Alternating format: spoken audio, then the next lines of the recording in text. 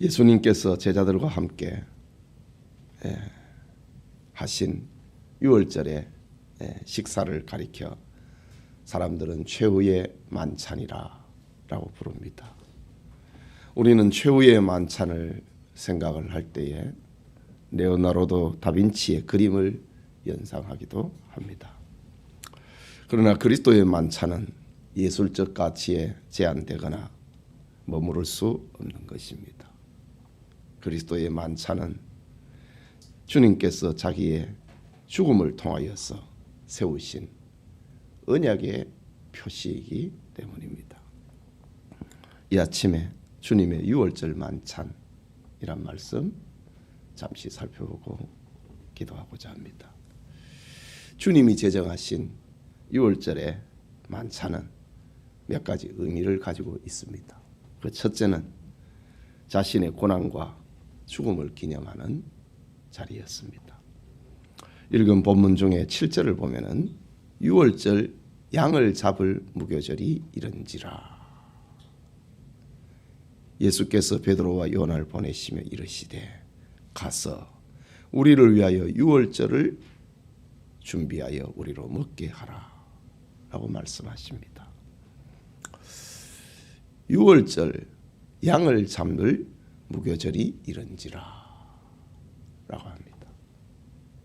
유월절 양을 잡는 것은 이스라엘 백성들이 출애굽 전날 하나님의 말씀에 따라서 행한 일입니다. 출애굽하기 전날 이스라엘의 온 백성들은 양을 잡아서 그 피를 문설주와 임방에 바르고 그리고 그 양의 고기를 구워서 먹고 그리고 누룩이 들어가지 않는 이스트가 들어가지 않는 떡과 입에 먹을 때 쓴나물을 먹는 것이 유월절 양과 무교절의 예식입니다. 주님께서 이 유월절 만찬을 친히 준비하라 라고 말씀하셨습니다. 이스라엘 백성들이 출애굽을 할 때에 잡는 그 유월절의 양은 바로 예수 그리스도의 죽음을 예표하고 있는 사건이지요. 피 흘림을 통하여서 피바름을 통하여서 죽음이 넘어가는 그 사건을 말하고 있는 겁니다. 어제 우리 받은 말씀처럼 세례 요한도 예수님을 가리켜서 한 말 보라 세상 죄를 짊어지고 가는 하나님의 어린 양이라 바로 유월절 양을 가리켰던 것입니다. 예수님께서 공생의 3년을 마감하셨을 때에 예수님이 죽으시는데 늘 유월절을 목표로 하고 유월절의 방향을 정하고 주님께서 자신의 걸음을 정하셨던 겁니다. 유대인들이 평소에도 예수님을 죽이려고 했습니다. 그러나 예수님께서는 아직은 내 때가 아니다 라고 말씀하셨지요. 예수님은 이스라엘의 7대 그 절기 가운데 유월절에 죽으시는 거예요. 그래서 예수님께서 유월절에 죽으시는 그것을 목표로 하고 주님께서는 행동하셨습니다. 그리고 오늘 말씀에도 보면은 유월절 양을 잡을 무교절이 이른지라. 자신의 죽음을 지금 제자들에게 이야기를 하고 있는 겁니다. 주님께서 유월절 만찬을 제자들에게 친히 준비하라고 하셨는데 그들이 먹을 것은 오순절 성령이 임한 마가의 다락방이라 하기도 합니다. 그 집 주인에게 이르되 11절에 선생님이 네게 하는 말씀이 내가 내 제자들과 함께 유월절을 먹을 객실이 어디 있느냐 하시더라 하라. 그리하면 그가 자리를 마련할 큰 다락방을 보이리니 거기서 준비하라 하시니. 주님께서는 이미 다 알고 계십니다. 누구 집에서 누구의 마음을 열었어? 물동이를 들고 집으로 들어가는 여인을 만나게 될 터인데 그 뒤를 따라가거라.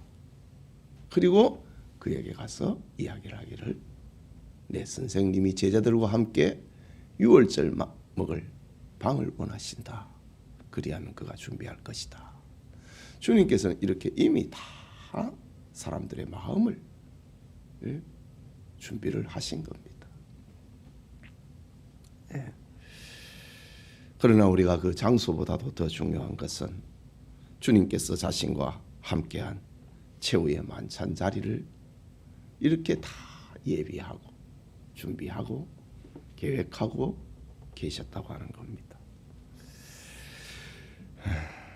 십자가의 죽음 전날 주님께서 유월절 어린 양을 먹을 것을 친히 준비하셨다고 하는 것은 우리에게 무엇을 의미하고 있는가?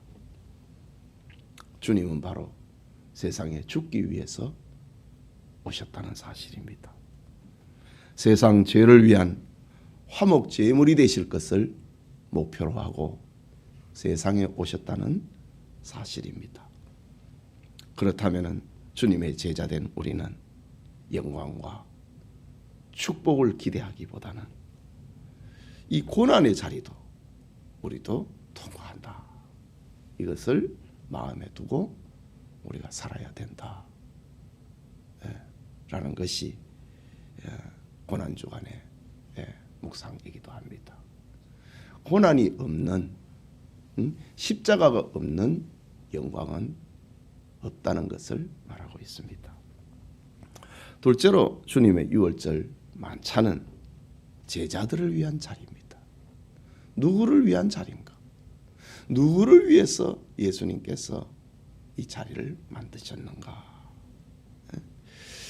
11절에도 읽었지요. 그 집 주인에게 이르되 선생님이 네게 하는 말씀이 내가 네 제자들과 함께 유월절을 먹을 객실이 어디 있느냐 하시더라 하라. 제자들을 위한 만찬 자리였습니다. 15절에 보면은 이르시되 내가 고난을 받기 전에 너희와 함께 이 유월절 먹기를 원하고 원하였노라. 예수님이 죽으시기 전에 너희와 함께 내가 이 유월절을 먹는 식탁을 함께 나누기를 원하고 원했다. 바로 주님의 죽으심입니다. 십자가를 지시기 전에 너희들에게 내가 왜 죽느냐? 그것을 말하고 또 말하고 싶었다. 라는 그런 말씀입니다. 이것은 제자들을 향한 주님의 사랑 표시입니다. 그러면서 제자들에게 너희가 이 떡을 이 잔을 받아 마시라. 내가 너희를 위해서 찢는 내 몸이고 너희를 위해서 솟는 흘리는 내 피다. 라고 말씀하셨습니다. 제자들을 위한 자발적 희생, 자기 백성을 향한 주님의 자원적 희생을 말하는 것입니다. 그래서 사도 바울은 저 고린도 교회에 이 성찬을 가르치면서 이렇게 이야기를 합니다. 고린도전서 10장 16절에 보면은 우리가 축복하는 바 축복의 잔은 그리스도의 피에 참여함이 아니며 우리의 떼는 떡은 그리스도의 몸에 참여함이 아니냐. 주님의 떡과 주님의 잔은 우리가 주님과 함께 하는 거라는 거지요. 예. 6월절에 만찬은 바로 제자들을 위한 자리였다. 우리 교회에서도 이렇게 성찬을 자주 하는 편입니다. 명절 때 하기도 하고 또 매월 첫 주에 성찬을 우리가 하는데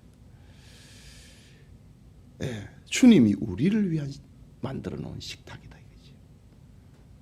내가 너희와 함께 먹기를 원하였고 또 원하였다. 우리를 위한 식탁의 자리, 그것을 통하여서 주님의 죽음을 알리고 또 알리고자 했던 것입니다.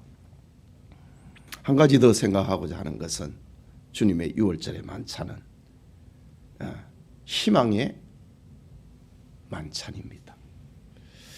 본문 16절을 보면은 내가 너희에게 이르노니 이 유월절이 하나님의 나라에서 이루기까지 다시 먹지 아니하리라.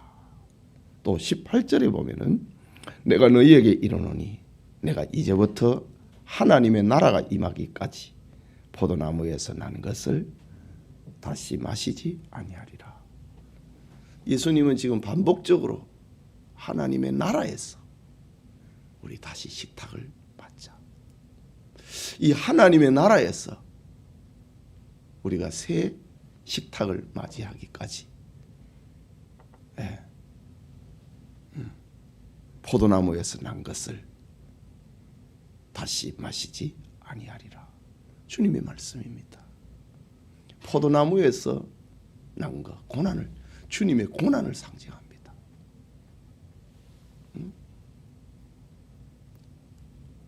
주님이 십자가에 한 번 죽으시는 사건입니다. 두 번 죽을 수 없는 거지요. 우리 하늘에서, 천국에서 새 양식의 만찬을 하기까지 라는 어떤 희망적인 메시지를 제자들에게 들려주고 있습니다. 만약 6월절의 만찬이 앞에 있는 고난과 조롱과 죽음만 있다면 예수님은 이런 말씀을 하시지 않았지요. 그게 다가 아니라는 거지요. 십자가 다음에는 부활이 있고 영광이 있다는 사실입니다. 예수님은 6월절의 만찬을 넘어서 자신의 죽음을 넘어서 하나님의 나라의 만찬을 바라보고 계셨던 겁니다. 그래서 히브리서 12장 2절에는 믿음의 주여 또 온전케 하시는 이인 예수를 바라보자. 완전하게 만드는 것. 고난이 끝이 아니고 그 다음에 영광이 있는 것. 히브리서 성경은 고난 속에 살아가고 있는 성도들에게 쓴 편지거든요. 이게 끝 아니다 이거지요. 신앙생활이라고 하는 것은 고난만 있는 게 아니라는 거지요. 온전케 되는 일이 있다 이거지요. 영광스러운 날이 있다 이거지요. 그 날을 바라보자 이거지요. 믿음의 주여 또 온전케 하시는 이인 예수를 바라보자. 그는, 예수는 이 말이지요. 그는 그 앞에 있는 기쁨을 위하여 십자가를 참으사 부끄러움을 개의치 아니하시더니 하나님 보좌 우편에 앉으셨느니라. 희망의 나라, 영광의 나라, 찬란한 미래가 있다고 하는 것을 6월절의 만찬을 통해서 주님께서는 제자들에게 새기고 있습니다. 이 고난의 터널을 지나면은 영광의 세계가 있다는 거지요. 그렇다면은 주님의 6월절 만찬 자리는 이별의 자리가 아닙니다. 슬픔의 자리가 아니라는 것입니다. 부활과 승리를 희망을 하고 그것을 바라보고 확신하는 그런 자리였다. 우리가 성찬을 대한다. 주님의 고난을 통해서 우리가 용서의 은혜가 임하고 천국 시민이 된 것을 생각을 하는 희망의 자리라고 하는 겁니다. 땅에서의 생명활동의 종식을 아쉬워하는 자리, 그것이 아니고 영원한 하늘나라의 식탁으로 향하는 희망의 자리였다. 그러니까 예수님이 이 땅에 오셔서 제자들과 더불어 하신 마지막 식사지요. 공생애가 3년이 있었으니까 제자들과 더불어 이런 유월절의 양식은, 떡은 이미 3년간 같이 함께 했던 거잖아요. 그런데 이 마지막 유월절에는 예수님께서 특별한 의미를 부여하고 계시는 겁니다. 이제 내일이면 오늘 밤이면은 그날 밤이지요. 그날 밤이면은 예수님이 체포가 되시고 밤새 고난을 받으시고 신문을 받으시고 이른 아침에 9시에 십자가에 못 박히십니다. 6시에서 9시까지 빌라도의 재판이 벌어지고 6시 전까지 산헤드린 공회의 재판이 진행이 됐지요. 그런데 이제 예수님께서는 그것을 보셨잖아요. 그리 제자들에게 함께 이제 저녁 식탁을 대하시는데 이는 어떤 이별을 아쉬워하는 그런 식탁이 아니었다는 겁니다. 우리는 이제 보통 이제 뭐 누가 군대 간다, 뭐 어디 외국 간다, 그러면은 참 이렇게 이별이 아쉽고 잠시 헤어짐이 아쉬워가지고 우리는 이렇게 식사도 같이 하기도 하고 격려하기도 하고 또 위로하기도 하고 그래야 합니다. 그런데 예수님의 제자들과 이 식탁의 자리는 그런 개념이 아니었다는 겁니다. 희망의 나라를 생각하는, 하나님의 나라를 생각나게 만드는 제자들에게 이 세상 나라만 있는 게 아니고 하나님 나라가 있다. 그것을 생각나게 만드는 것. 하나님의 나라가 임하기까지, 하나님의 나라가 임하기까지 주님께서는 포도나무에서 난 것을 다시 먹지 아니하겠다. 하나님의 나라를 제자들의 가슴에 새겨놓는 만찬의 자리였던 것입니다. 이 아침에 우리 기도하는 성도님, 주님의 유월절 만찬은 성경에 예언된 그리스도의 희생적인 삶과 죽음을 확증하는 자리였습니다. 제자들과 인류를 위한 구원 언약을 구체적으로 선포하는 자리였습니다. 내가 너희와 함께 이 식탁을 먹기를 원했고 또 원했다.